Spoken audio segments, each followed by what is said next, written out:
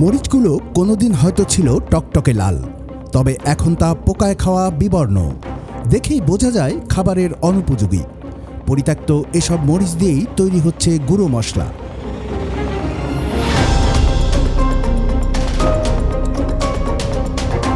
কুমিল্লা সদর উপজেলার কুচাইতলী এলাকার একটি মশলা কারখানায় ভোক্তা অধিদপ্তরের অভিযানে হাতে নাতে পাকড়াও হয়েছেন এই অখাদ্য মশলা তৈরির কুশীলবরা। আল আমিন ফুড গ্রাইনার নামে ওই মশলা মিলকে 2 লাখ টাকা জরিমানা করা হয়েছে। ভোক্তা অধিকার সংরক্ষণ অধিদপ্তর কারখানাটিতে অভিযান চালিয়ে দেখতে পায় সেখানে বিপুল পরিমাণ পরিত্যক্ত ও পোকায় খাওয়া মরিচের সাথে অল্প পরিমাণ ভালো মরিচ মিশিয়ে তৈরি হচ্ছে গুঁড়ো মশলা। খুবই অস্বাস্থ্যকর পরিবেশে গুঁড়ো মশলা মেঝেতে রেখে সেগুলো প্যাকেট করা হচ্ছিল।